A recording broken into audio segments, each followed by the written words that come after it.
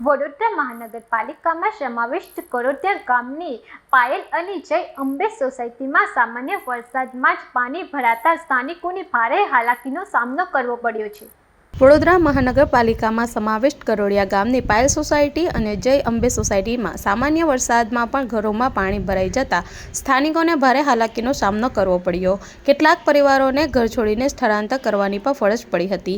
સ્થાનિકોના આક્ષેપ મુજબ કાઉન્સિલરને અનેક વખત ફોન કરવા છતાં કોઈ જવાબ મળ્યો નહીં। તેમણે એવો પણ આક્ષેપ કર્યો કે મત ન આપ્યાના કારણે સોસાયટીમાં વિકાસના કામો કરવામાં આવતા નથી। સ્થાનિકોએ કમિશનરને તાત્કાલિક સ્થળ મુલાકાત લઈ સમસ્યાનું કાયમી નિરાકરણ લાવવાની માંગ કરી છે। સ્થાનિકોએ વિસ્તારમાં ધારાસભ્ય સામે પણ નારાજગી વ્યક્ત કરી હતી અને પાણી ભરાયેલ જગ્યાએ ધારાસભ્ય તથા કાઉન્સિલરના ફોટો પાણીમાં ડૂબાડીને વિરોધ નોંધાવ્યો। વિડીયો જર્નલિસ્ટ મહેન્દ્ર સોલંકી સાથે સત્યા ટીવી ન્યૂઝ વડોદરા।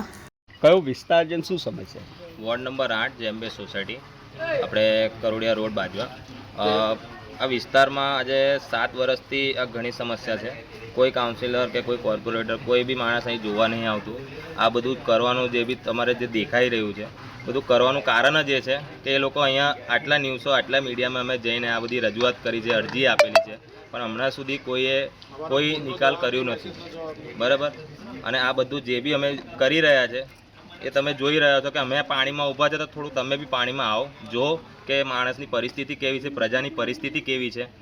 આ તમે જોશો, માણસના વચ્ચે આવશો તો ખબર પડશે। તઈ બેહીને દલાલોથી વાતો કરાયા કરશો તો નહીં પોહાય। આ વસ્તુ તમારથી 15 દિવસમાં કંઈ નિકાલ થતું હોય આ રોડ ગટર કે આ પાણીનું તો બરાબર છે, બાકી 15 દિવસ પછી અમે PIL દાખલ કરવાના જ છે। તો આ વિરોધ એના માટે છે કે આ પાણી આટલું બધું થયા પછી બી કોઈ અહીંયા આવવા તૈયાર નથી।